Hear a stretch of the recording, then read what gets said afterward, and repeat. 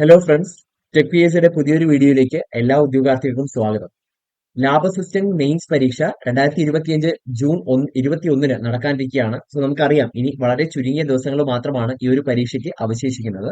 അപ്പൊ ഈ ചുരുങ്ങിയ ദിവസങ്ങൾ വളരെ എഫക്റ്റീവ് ആയിട്ട് പ്രിപ്പയർ ചെയ്തെങ്കിൽ മാത്രമേ നമുക്ക് ഉയർന്ന റാങ്ക് ഉറപ്പിക്കാനായിട്ട് സാധിക്കൂ. അപ്പോൾ അതിനു വേണ്ടിയിട്ട് നിങ്ങളുടെ ഉയർന്ന റാങ്ക് ലക്ഷ്യമിട്ടിട്ടാണ് ടെക് പി എസ് സി ഇങ്ങനെ ഒരു വീഡിയോ സീരീസ് ചെയ്തിരിക്കുന്നത്. അതിൽ തന്നെ ജനറൽ സയൻസിൽ നമുക്ക് വളരെ ഇമ്പോർട്ടന്റ് ആയ പ്രധാനപ്പെട്ട ചോദിക്കാൻ സാധ്യതയുള്ള ചില ക്വസ്റ്റ്യൻസ് ആണ് ഈ ഒരു വീഡിയോയിലൂടെ നമ്മൾ ഡിസ്കസ് ചെയ്യാനായിട്ട് പോകുന്നത്. അപ്പൊ നമുക്ക് നേരെ വീഡിയോയിലേക്ക് കടക്കാം. സമയം കളയാതെ നേരെ വീഡിയോയിലേക്ക് കടക്കാം. അതിൽ ഒന്നാമത്തെ ചോദ്യം എന്ന് പറയുന്നത് ദൃശ്യപ്രകാശത്തിന്റെ ആവൃത്തി എന്ന് പറയുമ്പോൾ ഫ്രീക്വൻസിയാണ്. ഫ്രീക്വൻസി F1 മൈക്രോവേവിന്റെ ആവൃത്തി F2വും എക്സ് കിരണങ്ങളുടെ എക്സ്റേസ് ആണ് അതിന്റെ ആവൃത്തി F3യും ആണെങ്കിൽ താഴെ തന്നിരിക്കുന്നവയിൽ നിന്നും ശരിയായത് തിരഞ്ഞെടുക്കുക എന്നാണ് ക്വസ്റ്റ്യൻ. ഓക്കെ, അപ്പൊ ഇവിടെ നമ്മൾ ഇലക്ട്രോ മാഗ്നറ്റിക് സ്പെക്ട്രത്തിനെ ബേസ് ചെയ്തിട്ടാണ് ക്വസ്റ്റ്യൻ വന്നിരിക്കുന്നത്. ഇലക്ട്രോ മാഗ്നറ്റിക് സ്പെക്ട്രം, വൈദ്യുത കാന്തിക സ്പെക്ട്രം. ഇലക്ട്രോ മാഗ്നറ്റിക് റേസിനെ, വൈദ്യുത കാന്തിക തരംഗങ്ങളെ ആവൃത്തി അല്ലെങ്കിൽ തരംഗദൈർഘ്യം ഇത് കൂടുകയോ കുറയുകയോ ചെയ്യുന്നതിന്റെ ക്രമത്തിൽ അറേഞ്ച് ചെയ്തിരിക്കുന്ന ഒരു അറേഞ്ച്മെന്റിനെയാണ് ഇലക്ട്രോ മാഗ്നറ്റിക് സ്പെക്ട്രം എന്ന് നമ്മൾ പറയുന്നത്. അപ്പൊ ഈ ഇലക്ട്രോ മാഗ്നറ്റിക് സ്പെക്ട്രത്തില് ഇലക്ട്രോ മാഗ്നറ്റിക് റേഡിയേഷൻസ് എങ്ങനെ അറേഞ്ച് ചെയ്തിരിക്കുന്നു എന്ന് നമ്മൾ നോക്കണം. അതിന്റെ റിലേഷനും നമ്മൾ അറിഞ്ഞിരിക്കണം. അതിൽ നിന്നും ക്വസ്റ്റ്യൻ ചോദിക്കാനുള്ള സാധ്യത ഉണ്ട്. അപ്പൊ നമുക്ക് അറേഞ്ച്മെന്റ് നോക്കാം. ഈ സ്പെക്ട്രത്തിൽ ആദ്യം വരുന്നത് ഗാമ റേഡിയേഷൻ ആണ്. ഞാൻ അതിനെ ഇങ്ങനെ റെപ്രസെന്റ് ചെയ്യാം. ഗാമ റേഡിയേഷൻ ആണ്. ഗാമ റേഡിയേഷൻ കഴിഞ്ഞാൽ എക്സ് കിരണങ്ങൾ വരും. എക്സ് റേസ് കഴിഞ്ഞാൽ പിന്നെ യു വി, അൾട്രാ വയലറ്റ് ആണ്. അൾട്രാ വയലറ്റിന് ശേഷം നമ്മുടെ വിസിബിൾ ലൈറ്റ് ആണ്.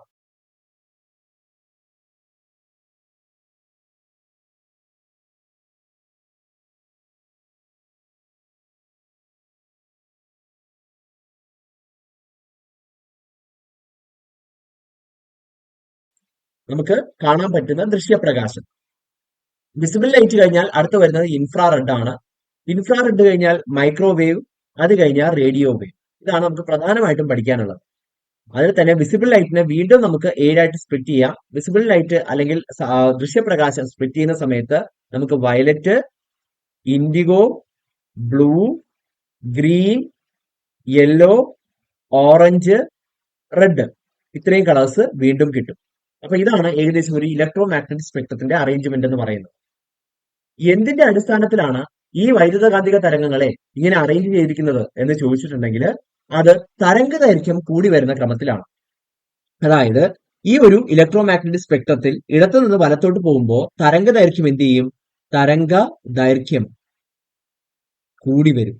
ഓക്കെ, അപ്പൊ തരംഗ ദൈർഘ്യം കൂടിക്കൊണ്ടിരിക്കും.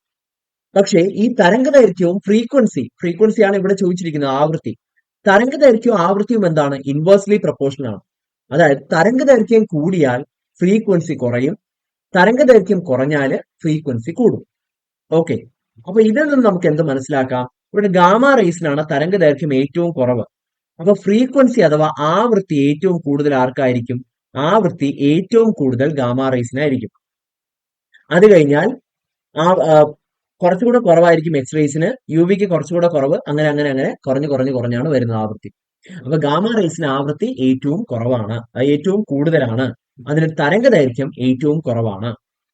ഓക്കെ, അപ്പൊ ഇത്രയും കാര്യങ്ങൾ ക്ലിയർ ആയി. ഈ ആവൃത്തി വളരെ ഇമ്പോർട്ടന്റ് ആണ്. കാരണം ഫ്രീക്വൻസി കൂടിയാൽ എനർജിയുടെ ഇക്വേഷൻ E=H⁻ എന്നാണ്. ഈ ന്യൂ ആണ് ഇവിടുത്തെ ആവൃത്തി, ന്യൂ ആണ് ഫ്രീക്വൻസി. ഓക്കെ, അപ്പൊ ഫ്രീക്വൻസി കൂടിയാൽ എനർജി എന്തായിരിക്കും? കൂടുതലായിരിക്കും. അപ്പൊ ഇതിൽ ഏറ്റവും എനർജി കൂടിയ തരംഗങ്ങൾ ഊർജം കൂടിയ തരംഗങ്ങൾ ഗാമ തരംഗങ്ങളാണ്. ഗാമ റേഡിയേഷൻസിനാണ് ഏറ്റവും കൂടുതൽ ഊർജ്ജമുള്ളത്. റേഡിയോ വേവ്സിന് ഊർജം വളരെ കുറവാണ്. ഇനി മറ്റൊരു പ്രധാനപ്പെട്ട കാര്യം, ഈ തരംഗ ദൈർഘ്യം റേഡിയോ വേവ്സിന് ഏറ്റവും കൂടുതലാണ്, അല്ലെ? ഈ തരംഗ ദൈർഘ്യം കൂടിയാൽ വളരെ വലിയൊരു സവിശേഷതയുണ്ട്. തരംഗ ദൈർഘ്യം കൂടിയ വൈദ്യുത കാന്തിക തരംഗങ്ങൾക്ക് ഡീവിയേഷൻ കുറവായിരിക്കും. അവർ വളരെ കുറച്ചേ ഡീവിയേറ്റ് ചെയ്യുള്ളൂ, അവർ വളരെ കുറച്ചേ സ്കാറ്റർ ചെയ്യുള്ളൂ. അതുകൊണ്ട് തന്നെ വളരെ ദൂരം ട്രാൻസ്മിറ്റ് ചെയ്യാനായിട്ട്, സിഗ്നലുകൾ ട്രാൻസ്മിറ്റ് ചെയ്യാനായിട്ട് നമുക്ക് റേഡിയോ വേവ്സ് ഉപയോഗിക്കാം. കാരണം റേഡിയോ വേവ്സിന്റെ ഡീവിയേഷൻ, അതിന്റെ വ്യതിയാനം സംഭവിക്കുന്നതിന്റെ നിരക്ക് കുറവാണ്.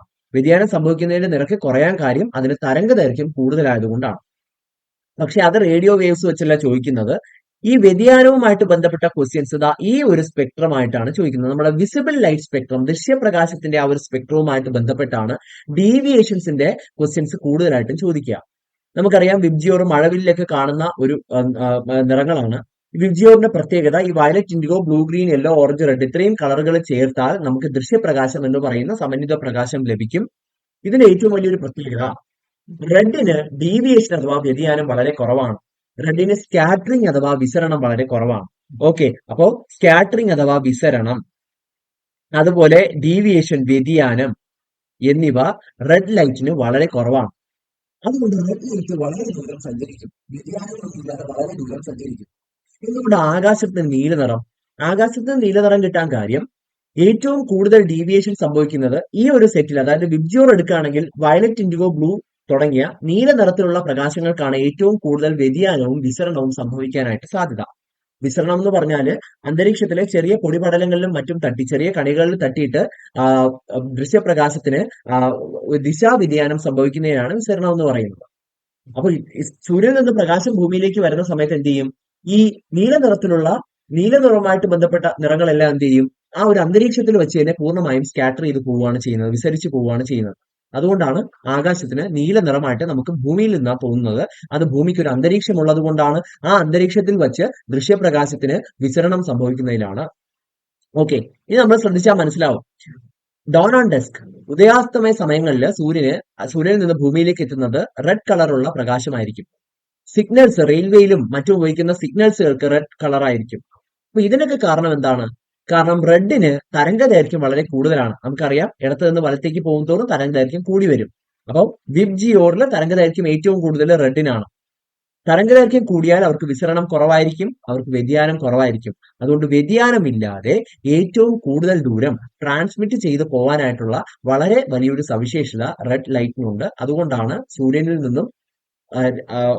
ഭൂമി സൂര്യനിൽ നിന്നും രാവിലെയും വൈകിട്ടും ഉദയാസ്തമയ സമയങ്ങളിൽ വളരെ അകലെയാണ്. അപ്പൊ ഇത്രയും ദൂരം ലൈറ്റിന് ട്രാവൽ ചെയ്യേണ്ടതായിട്ടുണ്ട്. അപ്പൊ ഇത്രയും ദൂരം ട്രാവൽ ചെയ്യുമ്പോൾ ബാക്കി എല്ലാ നിറങ്ങൾക്കും വിസരണം സംഭവിക്കുകയും റെഡ് ഭൂമിയിലേക്ക് എത്തുകയും ചെയ്യുന്നു.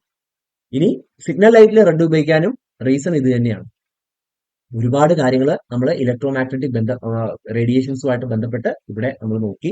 അപ്പൊ ആ ഒരു ഓർഡർ കൃത്യമായിട്ട് പഠിച്ചു വെക്കുക. Gamma, x, U V, visible, IR, MR. M means microwaves, R means radio waves.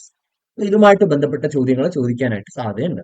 അതിൽ UV എന്ന് പറഞ്ഞാൽ വിസിബിൾ ലൈറ്റില് വയലറ്റിന് മുന്നേ വരുന്നത് കൊണ്ടാണ് ഇതിനെ അൾട്രാ വയലറ്റ് വികിരണങ്ങളെന്നും റെഡിന് ശേഷം വരുന്നതുകൊണ്ടാണ് ഇതിനെ ഇൻഫ്രാറെഡ് വികിരണങ്ങളെന്നും വിളിക്കുന്നത്. അതും കൂടെ ഒന്ന് ഓർത്തു വെച്ചിരുന്നാൽ നന്നായിരിക്കും. ഇനി നമുക്ക് ഈ ചോദ്യത്തിലേക്ക് വരാം. ചോദ്യം എന്താണ്? ദൃശ്യപ്രകാശത്തിന്റെ ആവൃത്തി F1, മൈക്രോവേവിന്റെ ആവൃത്തി F2, എക്സ് കിരണങ്ങളുടെ ആവൃത്തി X3. അപ്പൊ നമുക്ക് ഈ മൂന്ന് വികിരണങ്ങളെയും അതിന്റെ ഇലക്ട്രോ മാഗ്നറ്റിക് സ്പെക്ട്രം, വൈദ്യുതകാന്തിക സ്പെക്ട്രത്തിൽ അറേഞ്ച് ചെയ്തിരിക്കുന്ന പോലെ നമുക്കൊന്ന് അറേഞ്ച് ചെയ്താലോ? ആദ്യം വരുന്നത് എക്സ്റേ ആണ്. എക്സ്റേ കഴിഞ്ഞാൽ പിന്നെ ദൃശ്യപ്രകാശം, ഞാനൊരു V എന്ന് എഴുതാം, വിസിബിൾ ലൈറ്റിന്റെ V എന്ന് എഴുതാം.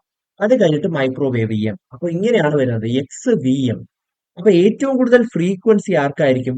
എക്സിനായിരിക്കും. എക്സിന്റെ ഫ്രീക്വൻസി എന്താണ്? F3 എന്നാണ് കൊടുത്തിരിക്കുന്നത്. അപ്പൊ F3 ആണ് ഏറ്റവും കൂടുതൽ.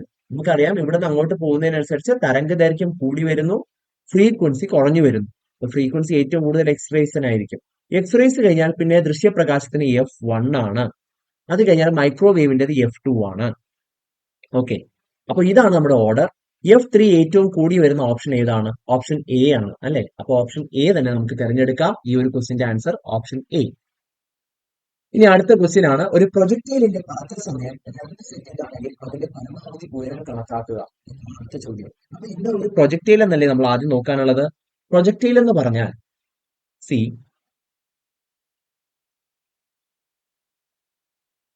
ഒരു വസ്തു ഗ്രാവിറ്റേഷണൽ ഫോഴ്സിന്റെ, ഭൂഗുരുത്വാകർഷണത്തിന്റെ ഫലമായിട്ട് മാത്രം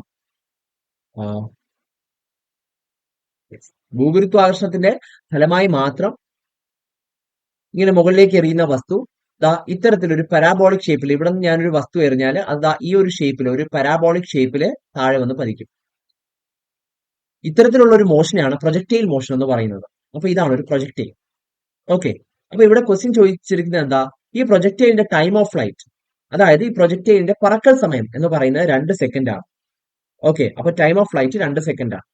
acceleration due to gravity G അത് 10 എന്ന് കൊടുത്തിട്ടുണ്ട്, ഗുരുത്വാകർഷണ ത്വരണം.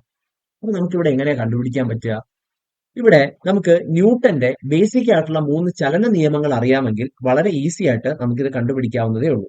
അപ്പൊ ഓരോ ചലന നിയമമായിട്ട് നമുക്ക് നോക്കാം. ഒന്നാമത്തെ ചലന നിയമം V is equal to U plus A T. ചലന നിയമമല്ല, ചലന സമവാക്യം. 2, S is equal to U T plus half A T square.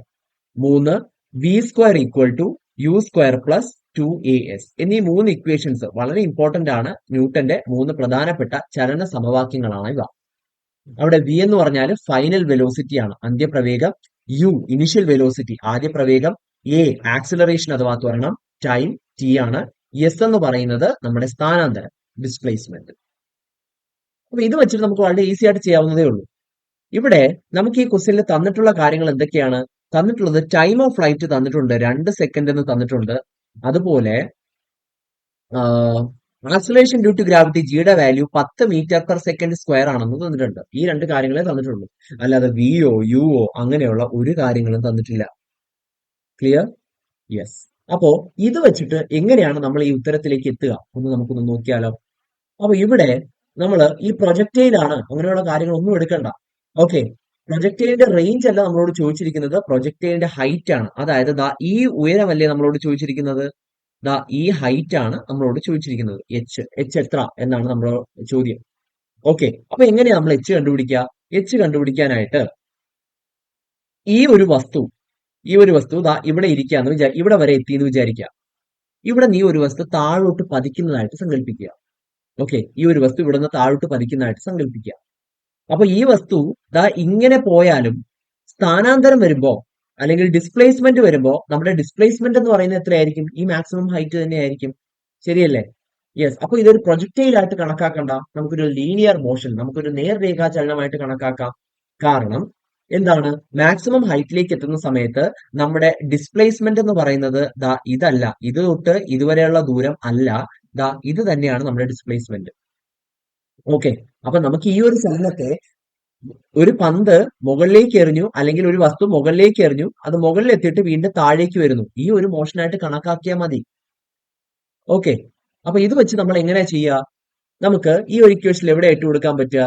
ദാ മുകളിലേക്ക് ആണ് നമ്മൾ എറിയുന്നതെങ്കിൽ നമ്മുടെ ഇനിഷ്യൽ വെലോസിറ്റി 0 അല്ല, ആദ്യ പ്രവേഗം 0 അല്ല. കാരണം ഒരു വെലോസിറ്റി, ഒരു പ്രവേഗത്തിലാണ് നമ്മൾ മുകളിലോട്ട് എറിയുന്നത്. അപ്പൊ ആദ്യ പ്രവേഗം 0 അല്ല, അതുകൊണ്ട് അത് എടുക്കരുത്. താഴോട്ട് വരുന്നത് നോക്കിയേ, ഈ പന്ത് ശരിക്കും മുകളിലേക്ക് പോയി റെസ്റ്റിലെത്തിയതിനു ശേഷം അവിടെ വെലോസിറ്റി 0 എന്നിട്ടാണ് ഈ പന്ത് താഴേക്ക് വരുന്നത്, അല്ലെങ്കിൽ ഈ ഒരു വസ്തു താഴേക്ക് വരുന്നത്. ശരിയല്ലേ? യെസ്. അങ്ങനെയാണെങ്കിൽ എന്താണ് ഇവിടെ എത്തുന്ന സമയത്ത്, ഈ ഏറ്റവും മാക്സിമം ഹൈറ്റിൽ എത്തുന്ന സമയത്ത് വെലോസിറ്റി എന്തായിരിക്കും? 0 ആയിരിക്കും. ഓക്കെ, അപ്പൊ ഇവിടെ മുകളിൽ നിന്ന് താഴോട്ടുള്ള ചലനമാണ് നമ്മൾ എടുക്കുന്നത്. ഈ ക്വസ്റ്റ്യൻ ആൻസർ ചെയ്യുന്നത് മാക്സിമം ഉയരത്തിൽ നിന്നും ഈ ഒരു വസ്തു താഴോട്ട് വരുന്ന കേസ് മാത്രമാണ് നമ്മൾ എടുക്കുന്നത്. അപ്പൊ അവിടെ യു ഇസ് ഈക്വൽ ടു എന്തെന്ന് വരും? U is equal to 0. നമ്മുടെ ആദ്യ പ്രവേഗം 0 ആണ്. ഓക്കെ, ആദ്യ പ്രവേഗം 0 ആണ്.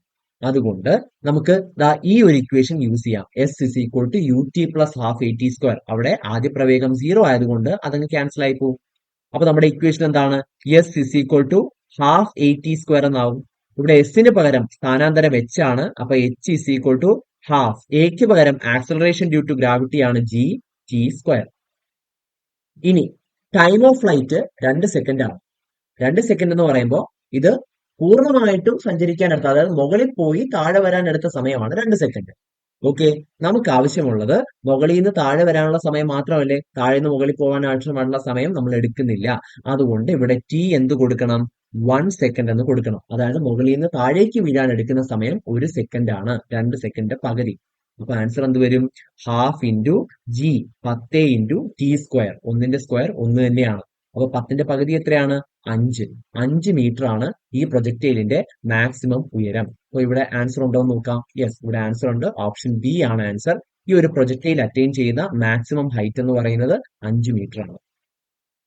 ഓക്കെ, അപ്പൊ ഇതാണ് പ്രൊജക്ടൈലുമായിട്ട് ബന്ധപ്പെട്ട ഈ ക്വസ്റ്റ്യൻ എന്ന് പറയുന്നത്. അപ്പൊ പ്രൊജക്റ്റൈൽ എന്താണ്, അങ്ങനെയൊന്നും പേടിക്കണ്ട. നമ്മൾ ഈ ഒരു ഐഡിയ മാത്രം, ലീനിയർ മോഷന്റെ ഈ ഐഡിയാസ് മാത്രം എടുത്താൽ മതി. ഏതൊക്കെ ഇക്വേഷൻസ് ആണ്? v is equal to u plus at, s is equal to ut plus half at square, v square is equal to u square plus 2as. നമ്മൾ കൂടുതൽ ക്വസ്റ്റ്യൻസും കണ്ടിട്ടുള്ളത് ഇതിൽ നിന്നാണ്. ഇതിന്റെ കണ്ടീഷൻസ് ഒക്കെ മാറി വരാം. കണ്ടീഷൻസ് മാറി വരുന്നതിനനുസരിച്ച് നമ്മൾ ഈ ചോദ്യത്തിൽ തന്നെ ചെറിയ ചെറിയ ചെറിയ തിരുത്തുകൾ വരുത്തിയാൽ മതി. ഇനി മുകളിലേക്ക് പോകുന്ന കേസാണ് എടുക്കുന്നത്, അങ്ങനെ ഉണ്ടെങ്കിൽ ആക്സിലറേഷൻ g-10 ആയിട്ട് എടുക്കണം. ആക്സിലറേഷന്റെ യഥാർത്ഥ വാല്യൂ 9.8 ആണ്. പക്ഷെ മുകളിലോട്ട് പോകുമ്പോൾ ആക്സിലറേഷൻ കുറഞ്ഞു കുറഞ്ഞു കുറഞ്ഞു വരികയാണ്. അവിടെ റിട്ടാർഡേഷൻ ആണ്, മന്ദീകരണമാണ്. അപ്പോ അതിന്റെ വാല്യൂ +10 ആയിട്ട് എടുക്കരുത്, -10 ആയിട്ട് എടുക്കണം. അതും വളരെയധികം ശ്രദ്ധിക്കേണ്ട ഒരു കാര്യം തന്നെയാണ്. അപ്പൊ അങ്ങനെയുള്ള ചെറിയ കാര്യങ്ങളൊക്കെ ശ്രദ്ധിച്ചാൽ നമുക്ക് ഈ കണ്ടീഷൻസിൽ ഇട്ടുകൊടുത്താൽ വളരെ ഈസി ആയിട്ട് ആൻസർ കണ്ടുപിടിക്കാൻ പറ്റും. ഇവിടെ ഇത്രയും സമയമൊന്നും വേണ്ട, 1 മിനിറ്റിലെ താഴെ സമയത്തിൽ തന്നെ നമുക്ക് പൂർണ്ണമായിട്ടും ഇതിന്റെ ഉത്തരം ചെയ്തെടുക്കാനുമായിട്ടും പറ്റും. ഓക്കെ, ഇനി നമുക്ക് അടുത്ത ചോദ്യത്തിലേക്ക് പോവാം.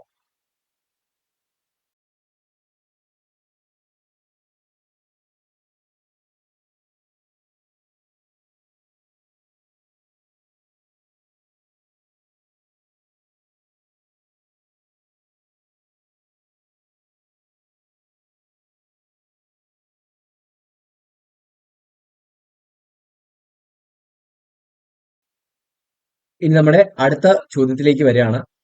അടുത്ത ചോദ്യം ഇതാണ്: താഴെ പറയുന്ന പ്രസ്താവനകളിൽ ഗുരുത്വാകർഷണം മൂലമുള്ള ത്വരണത്തെ സംബന്ധിച്ച് ശരിയായവ ഏതൊക്കെ എന്നാണ് ചോദ്യം. അപ്പോ ഇവിടെ ക്വസ്റ്റ്യൻ നമുക്ക് തന്നിട്ടുള്ളത്, ഭൗമോപരിതലത്തിൽ നിന്നും മുകളിലേക്ക് പോകുന്തോറും ജിയുടെ മൂല്യം കുറഞ്ഞു വരുന്നു. അതിന്റെ അടുത്ത ഓപ്ഷൻ കൂടി വരുന്നു. പിന്നെ ധ്രുവ പ്രദേശങ്ങളിലാണ് ജിക്ക് ഏറ്റവും ഉയർന്ന മൂല്യം എന്നീ 3 ഓപ്ഷൻസ് ആണ് തന്നിട്ടുള്ളത്. അപ്പോൾ ഇവിടെ നമുക്ക് എന്താണ് ഇവിടുത്തെ നമുക്ക് മനസ്സിലാക്കേണ്ടുന്ന കണ്ടന്റ്സ് എന്ന് നമുക്കൊന്ന് നോക്കാം. ഓക്കെ, അപ്പൊ ഇവിടെ നമ്മുടെ ഭൂമിയുടെ ആകൃതി എന്ന് പറയുന്നത്, നമ്മൾ സ്പെറിക്കൽ എന്ന് പറഞ്ഞാലും ഭൂമി ഒരു പെർഫെക്റ്റ് സ്ഫിയർ അല്ല. ഭൂമിയുടെ ആകൃതി ഇതുപോലൊരു ജിയോയിഡൽ ഷേപ്പാണ് ഭൂമിക്ക്. അതായത് ഭൂമിയുടെ ഇതാണ് ഭൂകേന്ദ്രം എന്ന് വിചാരിക്കുക. അപ്പോ നമ്മുടെ ഭൂമിയുടെ ഇക്വറ്റോറിയൽ റേഡിയസ്, ഓക്കെ, നമുക്കതിനെ RE എന്ന് വിളിക്കാം. ഭൂമധ്യരേഖ റേഡിയസും അല്ലെങ്കിൽ ആരവും, അതുപോലെ പോളാർ റേഡിയസ് അത് നമുക്ക് RP എന്ന് വിളിക്കാം. ഇത് രണ്ടാ. ഓക്കെ, പോളാർ റേഡിയസ് കൂടുതലും ഇക്വറ്റോറിയൽ റേഡിയസ് കുറവും, ഇക്വറ്റോറിയൽ റേഡിയസ് കൂടുതലുമാണ്. ഇതാണ് ഭൂമിയുടെ ഒരു ഷേപ്പ് എന്ന് പറയുന്നത്. അതുകൊണ്ട് തന്നെ ഇതുപോലുള്ള ധ്രുവ പ്രദേശങ്ങളിൽ, ഇതാണ് ധ്രുവം, 2 ധ്രുവങ്ങളുണ്ട് ഭൂമിക്ക്. അപ്പോ ഇതാണ് ധ്രുവം. ഇത്തരത്തിലുള്ള ധ്രുവ പ്രദേശങ്ങളില് ഭൂമിയുടെ ഗുരുത്വാകർഷണ ബലം, അല്ലെങ്കിൽ നമുക്ക് ആ ഗുരുത്വാകർഷണ ബലം നമ്മൾ സാധാരണ ജിയുടെ ടേംസിലാണ് പറയുന്നത്. Acceleration due to gravity G കൂടുതലാണെങ്കിൽ ഗുരുത്വാകർഷണ ബലം കൂടുതൽ എന്നാണ്. ഗുരുത്വാകർഷണ ത്വരണം അതാണ് ജി. അപ്പോ ജി കൂടുതലാണെങ്കിൽ എന്താണ്, ഗുരുത്വാകർഷണ ബലം കൂടുതലാണെന്നും, ഇനി ജിയുടെ വാല്യൂ കുറവാണെങ്കിൽ ഗുരുത്വാകർഷണ ബലം കുറവാണ് എന്നുമാണ് നമ്മൾ മനസ്സിലാക്കേണ്ടത്. ഓക്കെ, അപ്പൊ ഇവിടെ ധ്രുവ പ്രദേശങ്ങളില് ജിയുടെ വാല്യൂ എന്താണ്? ജിയുടെ വാല്യൂ വളരെ കൂടുതലാണ്. ധ്രുവ പ്രദേശങ്ങളിൽ ജിയുടെ വാല്യൂ കൂടുതലാണ്. അപ്പൊ ജി കൂടുതലാണ് ഇവിടെ ധ്രുവ പ്രദേശങ്ങളില്. ഇനി ഇക്വറ്റോറിയൽ ധ്രുവ പ്രദേശങ്ങളെ അപേക്ഷിച്ച് ഇക്വറ്റോറിയൽ ഈ ഭൂമധ്യരേഖാ പ്രദേശത്ത് ജിയുടെ വാല്യൂ കുറവാണ്.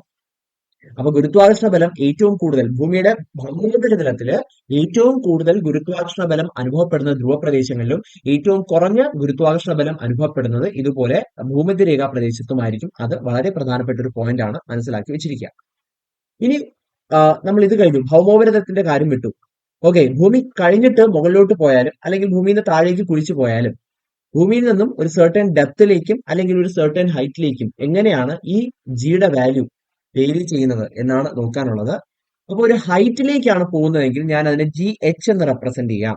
ഒരു ഹൈറ്റിലേക്കാണ് പോകുന്നതെങ്കിൽ ജിയുടെ വാല്യൂ ആക്സിലറേഷൻ ഡ്യൂ ടു ഗ്രാവിറ്റിയുടെ യഥാർത്ഥ വാല്യൂ G ആണ്. സോ G × 1 - 2h/r എന്നാണ് ഇക്വേഷൻ. ഓക്കെ, ഇനി ഡെപ്തിലേക്കാണ് പോകുന്നതെങ്കിൽ ജിയുടെ value GD is equal to G × 1 - d/r എന്നാണ് ഇക്വേഷൻ. ഓക്കെ, ജിയുടെ അല്ലാത്ത യഥാർത്ഥത്തിൽ ആക്സിലറേഷൻ ഡ്യൂ ടു ഗ്രാവിറ്റി ജിയുടെ വാല്യൂ എന്താണ്? G is equal to Gm/r², where r is the radius of earth. അപ്പൊ ഈ 3 ഇക്വേഷൻ ഒന്ന് മനസ്സിലാക്കി വെച്ചിരിക്കുക. ഓക്കെ, അപ്പൊ ഈ 3 ഇക്വേഷനിൽ നിന്നും എന്താ മനസ്സിലാവുന്നത്? റേഡിയസ് കുറഞ്ഞാൽ, റേഡിയസ് എപ്പോഴും എന്താണ്? ഇൻവേഴ്സ്ലി പ്രൊപ്പോർഷണൽ ആണ്. എന്തിന്? ഗുരുത്വാകർഷണ ബലത്തിന്. അപ്പോ റേഡിയസ് കൂടിയാൽ ഗുരുത്വാകർഷണ ബലം കുറയും. അതുകൊണ്ടാണ് ഇവിടെ റേഡിയസ് കുറഞ്ഞത് കൊണ്ടാണ് ധ്രുവ പ്രദേശങ്ങളിൽ ഗുരുത്വാകർഷണ ബലം കൂടി നിൽക്കുന്നത്. ഇവിടെ ഇക്വറ്റോറിയൽ റേഡിയസ് കൂടുതലാണ്, അതുകൊണ്ട് അവിടെ ഗുരുത്വാകർഷണ ബലം കുറവാണ്.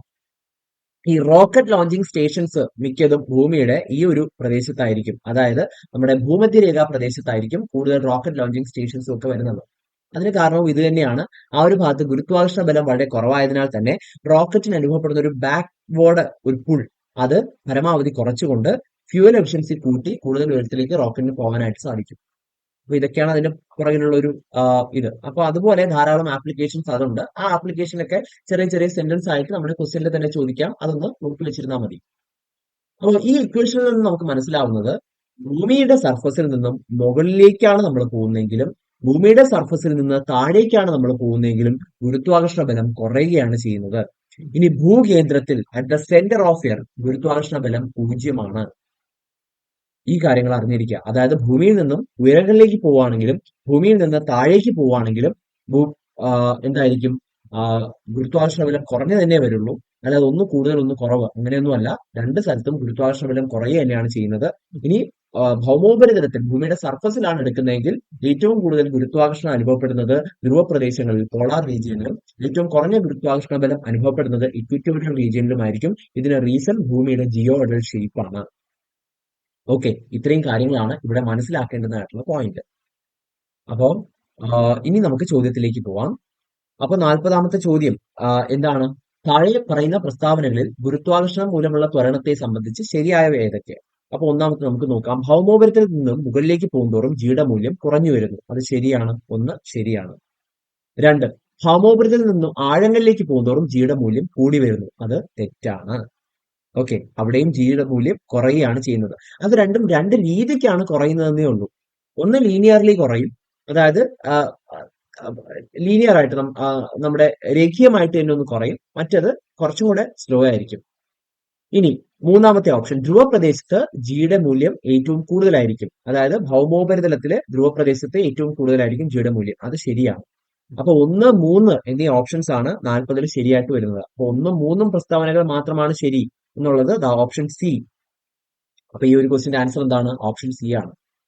അപ്പൊ ഇതിൽ മനസ്സിലാക്കേണ്ട കാര്യങ്ങൾ മുഴുവൻ നമ്മൾ പറഞ്ഞിട്ടുണ്ട്. അതുമായിട്ട് ബന്ധപ്പെട്ട മറ്റൊരു രീതിയിലുള്ള ചോദ്യമായിരിക്കും ഒരുപക്ഷെ നമുക്ക് പ്രതീക്ഷിക്കാവുന്നത്. അപ്പൊ ഇനി ഇതുമായിട്ട് ബന്ധപ്പെട്ട ഏത് ക്വസ്റ്റ്യൻ ചോദിച്ചാലും നമ്മൾ അതിന് ആൻസർ ചെയ്യും, അല്ലേ? യെസ്. ഇനി അടുത്ത ചോദ്യത്തിലേക്ക് പോവാണ്. ബഹിരാകാശത്ത് വെച്ച് ഉപഗ്രഹങ്ങളെ കൂട്ടി യോജിപ്പിക്കുന്ന സ്പേസ് ഡോക്കിംഗ് വിജയകരമായി പരീക്ഷിച്ച 4ാമത്തെ രാജ്യമാണ് ഇന്ത്യ. ഇപ്പൊ ഈ സ്പേസ് ഡോക്കിംഗ് ടെക്നിക് എന്ന് പറഞ്ഞാല് രണ്ട് ഉപഗ്രഹങ്ങളെ, അതായത് ഈ ഇപ്പോ നമ്മൾ സുനിത വില്യംസിന്റെ ഒരു കേസ് റീസെന്റ് വന്നതാണ്. അപ്പൊ ആ ഒരു സമയത്ത് ആ സ്പേസ് ക്രാഫ്റ്റിലേക്ക് ഭൂമിയിൽ നിന്ന് അയച്ച മറ്റൊരു സ്പേസ് ക്രാഫ്റ്റ് യോജിപ്പിക്കുകയാണ് ചെയ്തത്. അതിന്റെ ഓർബിറ്റിൽ വെച്ച് തന്നെ, അതായത് ഇത് ഓർബിറ്റ് ചെയ്തുകൊണ്ടിരിക്കുകയാണ്. ഈ രണ്ട് സ്പേസ് ക്രാഫ്റ്റുകളും ഓർബിറ്റ് ചെയ്തുകൊണ്ടിരിക്കുകയാണ്. അപ്പൊ ഈ ഓർബിറ്റിൽ വെച്ച് തന്നെ എന്ത് ചെയ്യാണ്? അതിനെ കൂട്ടി യോജിപ്പിച്ചിട്ടാണ് അവിടെ നിന്ന് അവരെ റെസ്ക്യൂ ചെയ്തത്. അപ്പൊ ഇത്തരത്തില് കൂട്ടി യോജിപ്പിക്കുന്ന ഈ ഒരു പ്രോസസ്സിനെ നമ്മൾ വിളിക്കുന്ന പേരാണ് ഡോക്കിംഗ് എന്ന് പറയുന്നത്, സ്പേസ് ഡോക്കിംഗ് എന്ന് പറയുന്നത്. അപ്പൊ ഇന്ത്യ ഈ ഒരു സ്പേസ് ഡോക്കിംഗ് വിജയകരമായി പരീക്ഷിച്ച 4ാമത്തെ രാജ്യമാണ്. അതൊരു പോയിന്റ് ആണ്, അതൊന്ന് ഓർത്തു വെച്ചിരിക്കുക. എത്രാമത്തെ രാജ്യമാണ് ഇന്ത്യ എന്നായിരിക്കും ഒരുപക്ഷെ നമുക്ക് ചോദിക്കുന്നത്. അപ്പൊ അതൊന്ന് ഓർത്തു വെച്ചിരിക്കുക. അപ്പോ ഇവിടെ ചോദ്യം ഇതാണ്, ഏതൊക്കെ ഉപഗ്രഹങ്ങളെയാണ് സ്പേസ് ഡോക്കിംഗ് വഴി ബന്ധിപ്പിച്ചത് എന്നാണ് ചോദ്യം. ഏതൊക്കെ ഉപഗ്രഹങ്ങളെയാണ് സ്പേസ് ഡോക്കിംഗ് വഴി ബന്ധിപ്പിച്ചത് എന്നാണ് ചോദ്യം. അപ്പൊ ഈ ക്വസ്റ്റിന്റെ ആൻസർ എന്ന് പറയുന്നത് ഓപ്ഷൻ എ ആണ്. SDX-01 ആൻഡ് SDX-02 എന്നീ രണ്ട് ഉപഗ്രഹങ്ങളെയാണ് സ്പേസ് ഡോക്കിംഗ് വഴി ബന്ധിപ്പിച്ചത്. ഓക്കെ, അപ്പൊ അത് ഒന്ന് ഓർത്തു വെച്ചിരിക്കുക. 2 പോയിന്റ് ആണ് നമ്മൾ ഈ ഒരു ക്വസ്റ്റിനിൽ നിന്ന് മാത്രം പഠിച്ചത്. ഓക്കെ, ഇനി 42ാമത്തെ ക്വസ്റ്റ്യനിലേക്ക് പോവാം. ചില മൂലകങ്ങളെ ബ്ലോക്ക് അടിസ്ഥാനത്തിൽ പട്ടികപ്പെടുത്തിയിരിക്കുന്നു. ഇതിൽ നിന്നും ട്രാൻസ് യുറേനിയം മൂലകത്തെ കണ്ടെത്തുക എന്നുള്ളതാണ് ക്വസ്റ്റ്യൻ. ഓക്കെ, അപ്പോ നമുക്ക് എന്താണ് ട്രാൻസ് യുറാനിക് എലമെന്റ്സ്, എന്താണ് ട്രാൻസ് യുറേനിയം എലമെന്റ്സ് എന്നും അതിന്റെ കുറച്ച് പ്രത്യേകതകളും നമുക്ക് നോക്കാം. ഓക്കെ, അപ്പോ ട്രാൻസ് യുറേനിയം എലമെന്റ്സ് എന്ന് പറയുന്നത് പീരിയോഡിക് ടേബിളിൽ യുറേനിയത്തിന് ശേഷം വരുന്ന എലമെന്റ്സിനെയാണ് ട്രാൻസ് യുറാനിക് എലമെന്റ്സ് അല്ലെങ്കിൽ ട്രാൻസ് യുറേനിയം എലമെന്റ്സ് എന്ന് പറയുന്നത്. ഈ ട്രാൻസ് യുറാനിക് എലമെന്റ്സിന് വലിയൊരു പ്രത്യേകതയുണ്ട്. കൂടുതൽ ട്രാൻസ് യുറാനിക് എലമെന്റ്സും ആർട്ടിഫിഷ്യൽ ആയിട്ട് നമ്മൾ ഉണ്ടാക്കിയെടുക്കുകയാണ് ചെയ്യുന്നത്. പ്രകൃതിദത്തമായിട്ട് നാച്ചുറൽ സോഴ്സുകൾ വളരെ വളരെ വളരെ കുറവാണ് ട്രാൻസ്യൂരാനിക് എലമെന്റ്സിന്. അതുകൊണ്ട് തന്നെ കൂടുതലും ഈ ട്രാൻസ്യൂരാനിക് എലമെന്റ്സിനെ ആർട്ടിഫിഷ്യൽ ആയിട്ട് നമ്മൾ പരീക്ഷണ ലാബില് ഉണ്ടാക്കിയെടുക്കുകയാണ് ചെയ്യുന്നത്. മറ്റൊരു പ്രത്യേകത എന്ന് പറയുന്നത് ഇത്തരത്തിലുള്ള ട്രാൻസ്യൂരാനിക് എലമെന്റ്സിന്റെ സ്റ്റെബിലിറ്റി അല്ലെങ്കിൽ ഇത്തരത്തിലുള്ള മൂലകങ്ങളുടെ സ്ഥിരത വളരെ കുറവായിരിക്കും. സ്റ്റെബിലിറ്റി കുറഞ്ഞിരുന്നാൽ അത് റേഡിയോ ആക്റ്റീവ് ആവാനുള്ള സാധ്യതയുണ്ട്. അപ്പോൾ ട്രാൻസ്യൂരാനിക് എലമെന്റ്സ് കൂടുതലും എന്താണ്, റേഡിയോ ആക്റ്റീവ് ആയിട്ടുള്ള എലമെന്റ്സ് ആണ്. ഓക്കെ, ട്രാൻസ്യൂരാനിക് എലമെന്റ്സ് കൂടുതലും എന്താണ്, റേഡിയോ ആക്റ്റീവ് ആയിട്ടുള്ള എലമെന്റ്സ് ആണ്. പിന്നെ ഇവിടെ ഹാഫ് ലൈഫ് പീരീഡ് ഒക്കെ വളരെ കുറവാണ്. അതായത് ഒരു കിലോഗ്രാം ട്രാൻസ്യൂരാനിക് എലമെന്റ് എടുത്തു വെച്ചിരിക്കുകയാണെങ്കിൽ വളരെ കുറച്ച് സമയം കൊണ്ട് തന്നെ അത് 1/2 കിലോഗ്രാം ആയിട്ട് ഡീകമ്പോസ് നടക്കും. കാരണം അതിൽ നിന്ന് റേഡിയേഷൻസ് വികിരണങ്ങളായിട്ട് എനർജി മാറ്ററും ഒക്കെ പുറത്ത് പൊയ്ക്കൊണ്ടിരിക്കും എന്നുള്ളതാണ്. പിന്നെ ഇതിന്റെ ന്യൂക്ലിയസ് ഭയങ്കര ഹെവിയാണ്, വളരെ ഹെവി ന്യൂക്ലിയൈ ആണ്. പിന്നെ സിന്തറ്റിക് ആണ് തുടങ്ങിയ കാര്യങ്ങളെല്ലാം നമ്മൾ പറഞ്ഞു. ഓക്കെ, അപ്പം ഇവിടെ നമുക്ക് തന്നിട്ടുള്ളത് ചില മൂലകങ്ങളെ ബ്ലോക്ക് അടിസ്ഥാനത്തിൽ പട്ടികപ്പെടുത്തിയിരിക്കുന്നു. അപ്പൊ അതിൽ നിന്നും ട്രാൻസ്യുറേനിയം മൂലകത്തെ കണ്ടെത്തുക എന്നുള്ളതാണ്. അപ്പൊ ഞാൻ ഇത്രയും നേരം പറഞ്ഞ ട്രാൻസ്യുറേനിയം എലമെന്റ്സ് ഏതൊക്കെയാണ് എന്നുള്ളതാണ്. ഇതിൽ തന്നെ ബ്ലോക്ക് അടിസ്ഥാനത്തിൽ പട്ടികപ്പെടുത്തിയിരിക്കുകയാണ് മൂലകങ്ങളെ. അപ്പൊ എന്താണ് ബ്ലോക്ക്? പീരിയോഡിക് ടേബിളിൽ 4 ബ്ലോക്കുകളാണുള്ളത്. ഒന്ന്, ആദ്യത്തെ ബ്ലോക്ക് എസ് ബ്ലോക്ക്, അത് കഴിഞ്ഞ് പി ബ്ലോക്ക്, അത് കഴിഞ്ഞ് ഡി ബ്ലോക്ക്, അത് കഴിഞ്ഞ് എഫ് ബ്ലോക്ക്. എസ് ബ്ലോക്കിൽ വരുന്നത് ഗ്രൂപ്പ് 1, 2 എന്നീ ഗ്രൂപ്പുകളാണ്. അതായത് ഗ്രൂപ്പ് 1 എന്ന് പറയുമ്പോൾ alkali metals, group 2 alkaline earth metals. ഇവരാണ് എസ് ബ്ലോക്കിൽ വരുന്ന ആൾക്കാർ. ഇനി പി ബ്ലോക്കിൽ വരുന്ന ആൾക്കാർ ഗ്രൂപ്പ് 13 മുതൽ 18 വരെയാണ്. ഗ്രൂപ്പ് 13 മുതൽ 18 വരെയുള്ള ആൾക്കാർ ഇവിടെ ഈ ബ്ലോക്കിലാണ് വരുന്നത്. ഓക്കെ, അപ്പൊ എസ് ബ്ലോക്ക് ആൽക്കലി മെറ്റൽസും ആൽക്കലൈൻ എർത്ത് മെറ്റൽസും ഇവര് നല്ല ലോഹങ്ങളാണ്. ലോഹ ഗുണം അല്ലെങ്കിൽ മെറ്റാലിക് പ്രോപ്പർട്ടി പീരിയോഡിക് ടേബിളിന്റെ ഇടത് നിന്ന് വലത്തേക്ക് പോകുന്നതിനനുസരിച്ച് കുറഞ്ഞു വരികയാണ് ചെയ്യുന്നത്. അപ്പൊ ഏറ്റവും ഇടത് ഭാഗത്തിരിക്കുന്ന ആൾക്കാരാണ് ഏറ്റവും നല്ല മെറ്റൽസ്. അതൊന്നും ഓർത്തു വെച്ചിരിക്കുക, അത് നല്ലൊരു പോയിന്റ് ആണ്. ഇനി ഡി ബ്ലോക്ക് എന്ന് പറഞ്ഞാൽ എന്താ? ഡി ബ്ലോക്ക് എന്ന് പറഞ്ഞാൽ പീരിയോഡിക് ടേബിൾ 3ാമത്തെ ഗ്രൂപ്പ് മുതൽ 12ാമത്തെ ഗ്രൂപ്പ് വരെ വരുന്ന ആ ഒരു 10 ഗ്രൂപ്പുകളെ ഒരുമിച്ചാണ് ഡി ബ്ലോക്ക് എന്ന് പറയുന്നത്. അതായത് പീരിയോഡിക് ടേബിളിന്റെ ഷേപ്പ് ഏകദേശം ഇങ്ങനെയാണ്. ഏകദേശം ഇങ്ങനെയാണ് പീരിയോഡിക് ടേബിൾ ഇരിക്കുന്നത്. ഓക്കെ, 18 ഗ്രൂപ്പുകളും 18 ഗ്രൂപ്പുകളും അതുപോലെ 7 പീരീഡുകളുമാണ് പീരിയോഡിക് ടേബിളിനുള്ളത്. അപ്പൊ അതിൽ ഈ ഒരു ഭാഗം ഇതാണ് നമ്മുടെ എസ് ബ്ലോക്ക്. ഇവിടെയാണ് ഗ്രൂപ്പ് 1ഉം 2 ഉള്ളത്.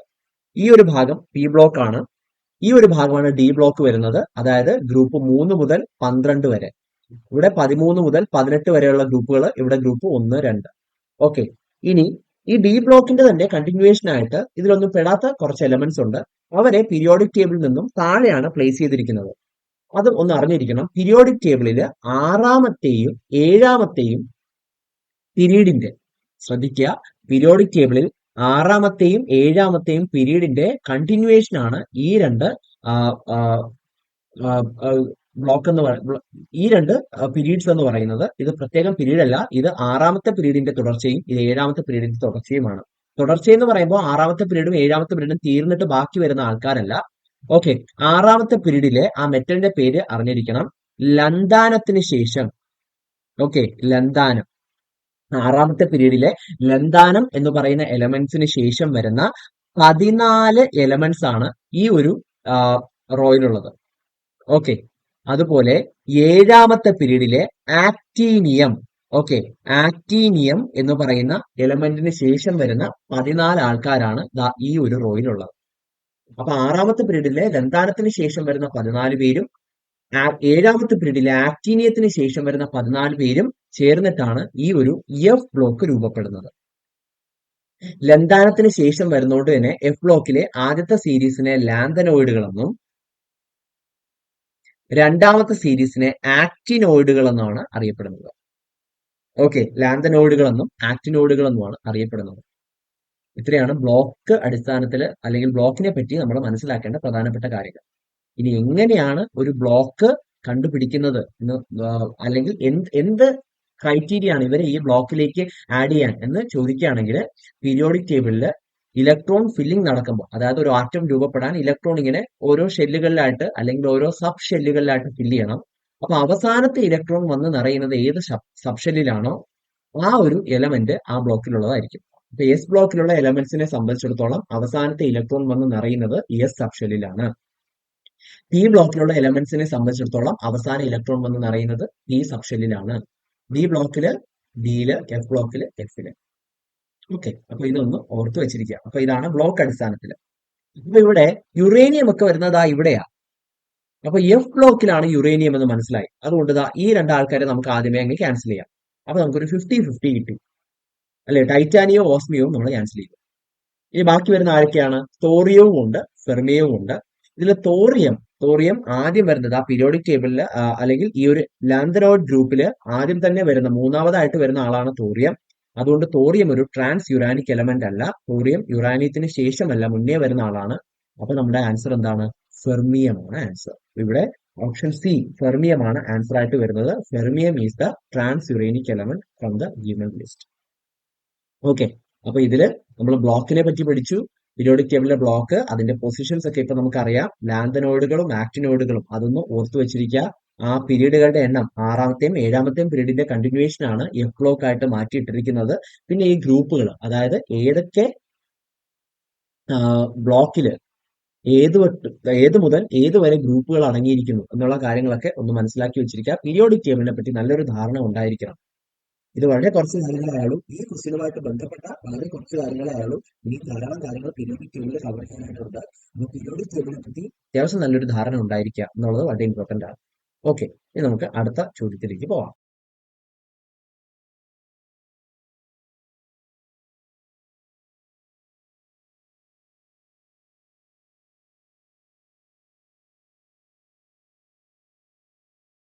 പ്രക്രിയ ഒന്ന് ഓർത്തു വെച്ചിരിക്കുക. സമ്പർക്ക പ്രക്രിയയിൽ ഉപയോഗിക്കുന്ന ഉൾപ്രേരകം പലയിടത്തും ചോദിച്ച് കണ്ടിട്ടുണ്ട്. ഉൾപ്രേരകം അല്ലെങ്കിൽ കാറ്റലിസ്റ്റ് എന്നൊക്കെ പറയാറുണ്ട്. കാറ്റലിസ്റ്റ് എന്ന് പറയുന്നത് V2O5 ആണ്. അതായത് വെനേഡിയം പെന്റോക്സൈഡ് ആണ് ഇവിടെ ഉൾപ്രേരകമായിട്ട് വരുന്നത്. അതും ഒന്ന് ഓർത്തു വെച്ചിരിക്കാം. ഹേബർ പ്രക്രിയയിൽ കാറ്റലിസ്റ്റ് ആയിട്ട് ഉപയോഗിക്കുന്നത് അയൺ ആണ്. Fe, സ്പോഞ്ചി അയൺ എന്ന് പറയും. Fe അതാണ് കാറ്റലിസ്റ്റ് ആയിട്ട് ഉപയോഗിക്കുന്നത്. ഈ കാറ്റലിസ്റ്റിന് വലിയ റോളില്ല. കാരണം അമോണിയ ഉണ്ടാക്കുന്ന ഹേബർ പ്രക്രിയ അതൊരു ഉഭയദിശാ രാസപ്രവർത്തനമാണ്. ഉഭയദിശാ പ്രവർത്തനം. അതായത് N2+3H2 റിവേഴ്സിബിളി ഗീവ്സ് 2NH3. ഇതാണ് ഹേബർ പ്രക്രിയയുടെ ഇക്വേഷൻ.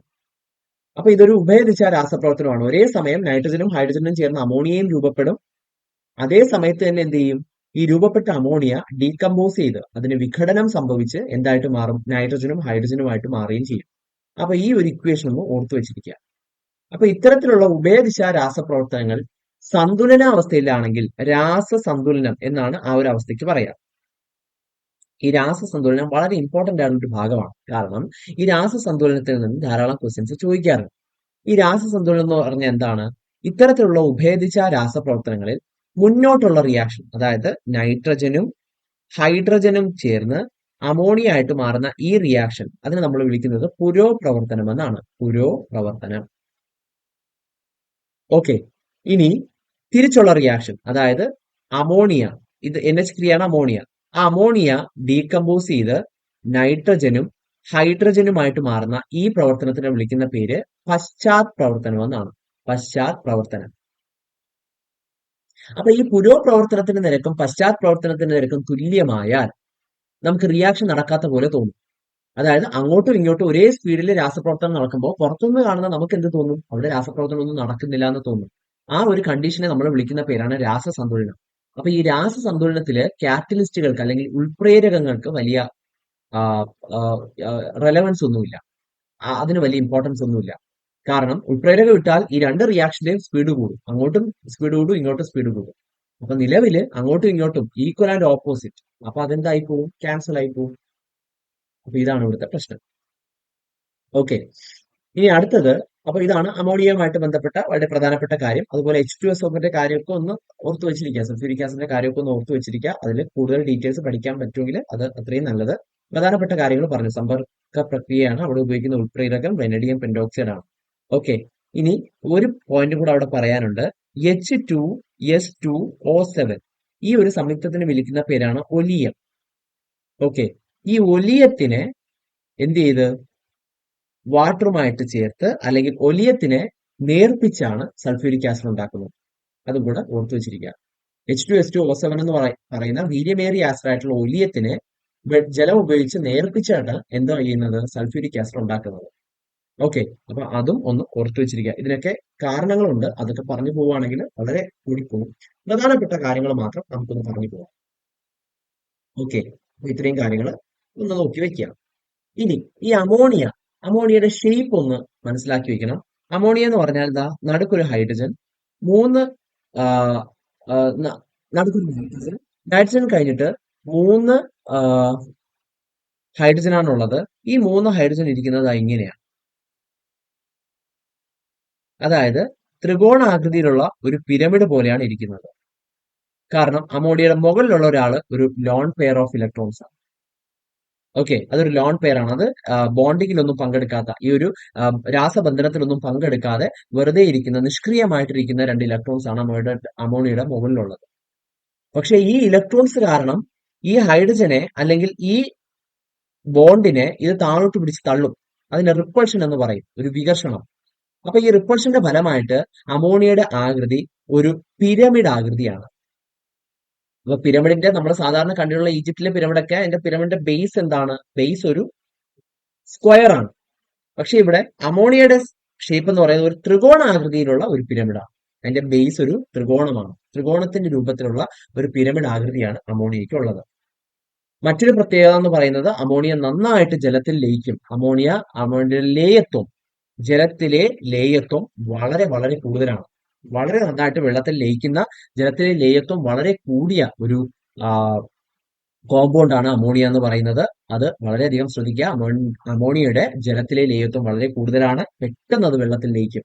പിന്നെ അമോണിയയ്ക്ക് ബേസിക് സ്വഭാവമാണുള്ളത്. അമോണിയ ഒരു ബേസ് ആണ്, ബേസിക് സ്വഭാവമാണുള്ളത്. അതൊരു ആൽക്കലി നേച്ചർ കാണിക്കുന്ന ഒന്നാണ്. അപ്പോൾ ലിറ്റ്മസ് ടെസ്റ്റ് ഒക്കെ നടത്തുമ്പോൾ അത് ചുവന്ന ലിറ്റ്മസിനെ നീലയാക്കി മാറ്റുന്ന പദാർത്ഥങ്ങളാണ്. ഇങ്ങനെയുള്ള അമോണിയയുടെ ചില ബേസിക് ആയിട്ടുള്ള ഗുണങ്ങൾ ഒന്ന് ഓർത്തു വെച്ചിരിക്കുക. രൂക്ഷഗന്ധം, വളരെ രൂക്ഷമായിട്ടുള്ള ഗന്ധമാണ് അമോണിയയ്ക്ക്. നമുക്ക് സഫോക്കേഷൻ ഉണ്ടാക്കുന്ന രീതിയിൽ നമുക്കൊന്ന് സ്മെല് ചെയ്ത് കഴിഞ്ഞാൽ അങ്ങ് കയറി പോകുന്ന രീതിയിൽ ഭയങ്കര സഫോക്കേറ്റിംഗ് ആയിട്ടുള്ള ഒരു സ്മെല്ലാണ് അമോണിയയ്ക്കുള്ളത്. അത്ര രൂക്ഷഗന്ധമാണ്. പല്ലി പോലുള്ള ചില ഉരകങ്ങൾ അമോണോടെലിക്കാണ്.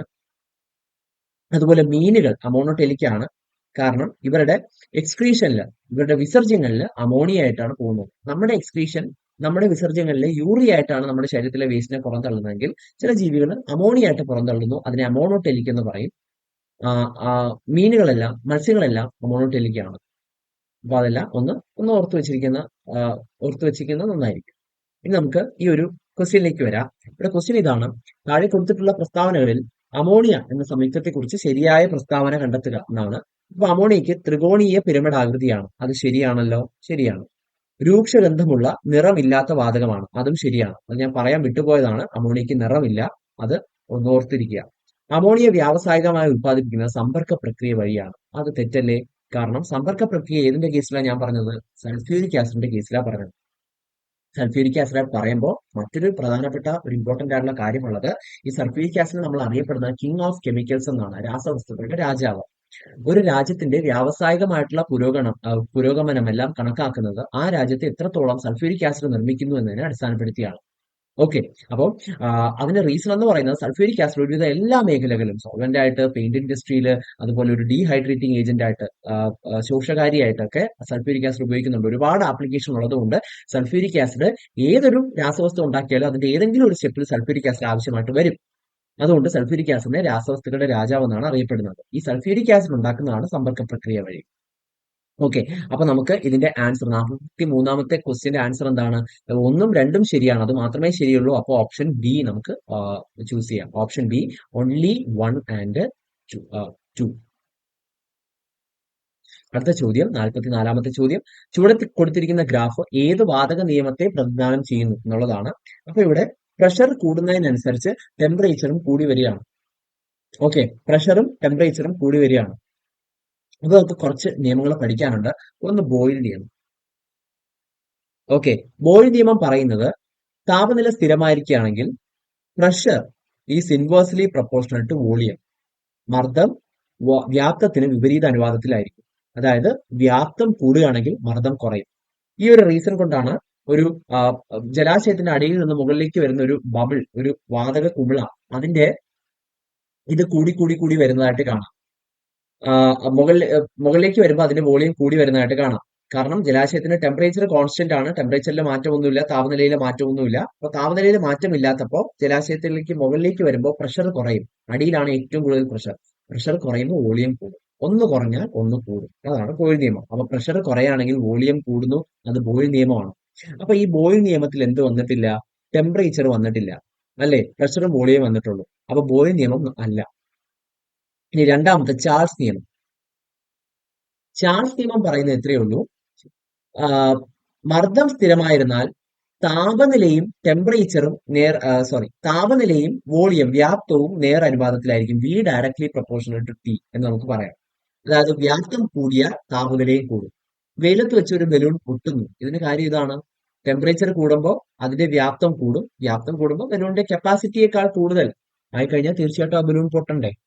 അപ്പൊ അതാണ് അതിന്റെ റീസൺ. ഓക്കെ, അപ്പൊ രണ്ട് നിയമങ്ങളായി. ഏതൊക്കെ? ബോയിൽ നിയമവുമായി ചാൾസ് നിയമവുമായി. അപ്പൊ ചാൾസ് നിയമം കണക്ട് ചെയ്യുന്ന ആരൊക്കെയാണ്? ചാൾസ് നിയമം കണക്ട് ചെയ്യുന്നത് വ്യാപ്തത്തിനെയും താപനിലയാണ്. അപ്പോൾ അത് ഇതില് പ്രഷറും ടെമ്പറേച്ചറും ആണ് കൊടുത്തിട്ടുള്ളത്. അപ്പോൾ അതും അല്ല, ചാൾസ് നിയമവും അല്ല. ഇനി നമുക്ക് അവോഗാഡ്രോ നിയമം ഒന്ന് നോക്കാം. അവോഗാഡ്രോ നിയമം എന്ന് പറയുന്നത് വ്യാപ്തവും തന്മാത്രകളുടെ എണ്ണവും നേരനുപാതത്തിലായിരിക്കും. അപ്പൊ ഇവിടെ കോൺസ്റ്റന്റ് ആയിട്ടുള്ള ആൾക്കാരെ ഞാൻ ഒന്ന് ബ്രാക്കറ്റ് ഇടാമേ. ഇവിടെ കോൺസ്റ്റന്റ് ആയിട്ടുള്ളത്, ബോയിൽ നിയമത്തിൽ കോൺസ്റ്റന്റ് ആയിട്ടുള്ളത് ടെമ്പറേച്ചർ ആണ്, താപനില സ്ഥിരമായിട്ടിരിക്കണം. ചാൾസ് നിയമത്തിൽ കോൺസ്റ്റന്റ് ആയിട്ടുള്ളത് പ്രഷർ ആണ്, മർദ്ദം സ്ഥിരമായിരിക്കണം. ഓക്കെ, അവോഗാഡ്രോ നിയമത്തില് ഈ താപനിലയും മർദ്ദവും കോൺസ്റ്റന്റ് ആയിരിക്കണം. പ്രഷറും ടെമ്പറേച്ചറും കോൺസ്റ്റന്റ് ആയിരുന്നാൽ വ്യാപ്തം തന്മാത്രകളുടെ നമ്പർ ഓഫ് മോളിക്യൂൾസിന്, തന്മാത്രകളുടെ എണ്ണത്തിന് അല്ലെങ്കിൽ മോളുകളുടെ എണ്ണത്തിന് നേരനുപാതത്തിലായിരിക്കും എന്നാണ് അവോഗാഡ്രോ നിയമം പറയുന്നത്. അതായത് നമ്മളൊരു ബലൂൺ വീർപ്പിച്ചാൽ അത് വീർത്ത് വരുന്നതിന് കാര്യം ഇതാണ്. ബലൂൺ വീർപ്പിക്കുമ്പോൾ നമ്മൾ കൂടുതൽ കൂടുതൽ വാതക തന്മാത്രകൾ അതിലേക്ക് കൊടുക്കുകയാണ്. അപ്പൊ വാതക തന്മാത്രകൾ കൊടുക്കുമ്പോഴത്തേക്ക് എന്ത് സംഭവിക്കും? അതിന്റെ വ്യാപ്തം കൂടും. അപ്പൊ ഇതാണ് അവോഗാഡ്രോ നിയമം. ഇത് അവോഗാഡ്രോ നിയമമല്ല. ഇനി നമുക്ക് ഗേ-ലുസാക്ക് നിയമം ഒന്ന് നോക്കാം. ഗേ-ലുസാക്ക് നിയമത്തില് കോൺസ്റ്റന്റ് ആയിട്ട് ഇരിക്കേണ്ടത് വോളിയമാണ്. ഓക്കെ, അപ്പൊ വോളിയം കോൺസ്റ്റന്റ് ആയിട്ടിരുന്നാൽ, അതായത് വ്യാപ്തത്തിന് മാറ്റമൊന്നും സംഭവിക്കാതെ ഇരുന്നാൽ പ്രഷറും ടെമ്പറേച്ചറും നേരനുപാതത്തിലായിരിക്കും. അതായത് മർദ്ദം കൂടിയാൽ താപനിലയും കൂടും. അപ്പൊ ഇവിടെ ഈ ഗ്രാഫില് നമുക്ക് എന്തൊക്കെയാ തന്നിട്ടുള്ളത്? മർദ്ദവും താപനിലയാണ് തന്നിട്ടുള്ളത്. അപ്പൊ അത് കാണുമ്പോഴേ നമുക്കറിയാം അത് ഏത് നിയമമാണ്. ഇപ്പൊ നമുക്കറിയാം ഗേ-ലുസാക്ക് നിയമം. അപ്പൊ ആ ഒരു നിയമത്തിന്റെയും ആ ഒരു കംപ്ലീറ്റ് ആയിട്ടുള്ള ഡെഫിനിഷൻ അതൊന്നും കാണാതെ പഠിച്ചു വെക്കരുത്. അതിന്റെ ഒന്നും ആവശ്യമില്ല. ബോയിൽ നിയമം P inversely proportional to V, ഇത്ര മാത്രം മതി. അവിടെ ടി കോൺസ്റ്റന്റ് ആണ്. അപ്പൊ ഈ ബോർഡിലുള്ള ഇത്രയും കാര്യങ്ങൾ മാത്രം അറിഞ്ഞിരുന്നാൽ മതി. നമ്മൾ ഈ 4 നിയമങ്ങൾ പഠിച്ചു. ഓക്കെ, അപ്പൊ അതിൽ നിന്നും നമുക്ക് ഗേ-ലുസാക്ക് നിയമം ആണ് എന്ന് നമുക്ക് മനസ്സിലാക്കാം. ഈ നേർ അനുപാതത്തിലാണെങ്കിലാണ് ഗ്രാഫ് ഇതാ ഇങ്ങനെ വരുന്നത്. ഓക്കെ, നേർ അനുപാതത്തിലാണെങ്കിൽ ഗ്രാഫ് ഇതാ ഇങ്ങനെ വരും, straight line with a slope. ഇനി വിപരീത അനുപാതത്തിലാണെങ്കിലും straight line with a slope തന്നെ ആയിരിക്കും, പക്ഷെ ആ ഗ്രാഫ് വരുന്നത് ഇങ്ങനെയായിരിക്കും. ഓക്കെ, അപ്പൊ ഇങ്ങനെ വന്നാൽ അത് വിപരീത അനുപാതം, ഇങ്ങനെ വന്നാൽ അത് നേർ അനുപാതം. അപ്പൊ ഈ ഗ്രാഫ് പ്രകാരം എന്താണ്? പിയും ടിയും നേർ അനുപാതത്തിലാണ് എന്ന് പറയുന്നുണ്ട്. അപ്പൊ ഇത് ഏത് വാതക നിയമമാണ്? ഗേ-ലുസാക്ക് നിയമം. ബോയിൽ നിയമം പഠിച്ചു, ചാൾസ് നിയമം പഠിച്ചു, അവോഗാഡ്രോ നിയമം പഠിച്ചു, ഗേ-ലുസാക്ക് ലോ പഠിച്ചു. അപ്പൊ അതിലും മാറ്റിയും തിരിച്ചും ഒക്കെ ചിലപ്പോൾ വേറെ ക്വസ്റ്റ്യൻ ഒക്കെ വന്നേക്കാം. അതെന്ത് ചെയ്യുക? ഒന്ന് ശ്രദ്ധിച്ച് ആൻസർ ചെയ്യുക. ഇത്ര പോയിന്റ് മതി, അതിൽ കൂടുതൽ കാര്യങ്ങളൊന്നും വേണ്ട. ഇനി ഇതിന്റെ പ്രധാനപ്പെട്ട കുറച്ച് ആപ്ലിക്കേഷൻസ് ഉണ്ട്. അതായത് ഞാൻ നേരത്തെ പറഞ്ഞില്ലേ, വാതക കുമിളകൾ ഇങ്ങനെ പൊങ്ങി വരുന്നതിന്റെ റീസൺ. അപ്പൊ അങ്ങനെയൊക്കെയുള്ള ആപ്ലിക്കേഷൻ അതൊന്ന് ആലോചിക്കുക. ഇപ്പൊ വെയിലത്ത് വെക്കുന്ന ബലൂൺ പൊട്ടുന്നു, അതിന് ഏത് നിയമമായിരിക്കും? ഏത് വാതക നിയമത്തിനെ അടിസ്ഥാനമാക്കിയാണ് ഈ ഒരു ഇത്? അപ്പൊ അവിടെയും ഇങ്ങനെ ബോയിൽ നിയമം, ചാൾസ് നിയമം, ഗേ-ലുസാക്ക് നിയമം, അവോഗാഡ്രോ നിയമം. അപ്പൊ വെയിലത്ത് വെക്കുമ്പോൾ കൂടുന്ന താപനിലയാണ്. പൊട്ടുന്നത് എന്തുകൊണ്ടാണ്? അതിന്റെ വോളിയം കൂടുന്നുണ്ട്, അതിന്റെ വ്യാപ്തം കൂടുന്നുണ്ട്. അപ്പൊ താപനിലയും വ്യാപ്തവുമാണ് അവിടെ കണക്ട് ചെയ്യുന്നത്. അപ്പൊ താപനിലയും വ്യാപ്തവും കണക്ട് ചെയ്യുന്ന ഏത് നിയമം? ചാൾസ് നിയമം. അതുകൊണ്ട് അതങ്ങ് മാർക്ക് ചെയ്യാം. ഓക്കെ, അപ്പൊ ഇങ്ങനെയുള്ള ചില ക്വസ്റ്റ്യൻ ചിലപ്പോൾ അത് കണക്കായിട്ട് ചോദിക്കാം. ഓക്കെ, കണക്കായിട്ട് ചോദിക്കുമ്പോൾ നമ്മൾ നേരനുപാതത്തിൽ എടുക്കുന്ന ആൾക്കാരാണെങ്കിൽ ബൈ എടുക്കണം. അതായത് വി ബൈ ടി ഒരു കോൺസ്റ്റന്റ് ആയിരിക്കും. നേരനുപാതത്തിലാണ് എടുക്കുന്നതെങ്കിൽ, അത് നമ്മൾ അനുപാതങ്ങളിൽ മാത്തമാറ്റിക്സിന്റെ ടോപ്പിക് ആണ്, എന്നാലും ഇവിടെ നമുക്ക് ജസ്റ്റ് ഒന്ന് നോക്കി പോവാം. നേരനുപാതത്തിലുള്ള ഒരു വാല്യൂസ് ആണെങ്കിൽ വി ബൈ ടി ഒരു കോൺസ്റ്റന്റ് ആയിരിക്കും. ഓക്കെ, ഇനി വിപരീത അനുപാതത്തിലാണെങ്കിൽ ആ രണ്ട് വാല്യൂസ് ഗുണിക്കുമ്പോൾ നമുക്ക് കിട്ടുന്ന എന്തായിരിക്കും? ഒരു കോൺസ്റ്റന്റ് ആയിരിക്കും. ഇപ്പൊ പിയും വിയും, പ്രഷറും വോളിയവും വിപരീത അനുപാതത്തിലല്ലേ? അപ്പൊ അത് ഗുണിക്കുന്ന സമയത്ത് പി ഇൻറ്റു വി അതെന്തായിരിക്കും? ഒരു കോൺസ്റ്റന്റ് ആയിരിക്കും, അതൊരു സ്ഥിരസംഖ്യ ആയിരിക്കും. അപ്പൊ ഇത് വെച്ചിട്ട് എന്തെങ്കിലും കണക്കുകൾ ചോദിക്കുകയാണെങ്കിൽ നമുക്ക് അതും ചെയ്യാം. ഓക്കെ, അപ്പൊ ഇത്രയുമാണ് അവിടെ നമുക്ക് പഠിക്കാനുള്ളത്. ഒരു 3-4 മിനിറ്റ് കൊണ്ട് നമ്മൾ വാതക നിയമങ്ങളെല്ലാം കവർ ചെയ്തിട്ടുണ്ട്. ഇനി നമുക്ക് അടുത്ത ചോദ്യത്തിലേക്ക് പോവാം. 45-ാമത്തെ ചോദ്യം.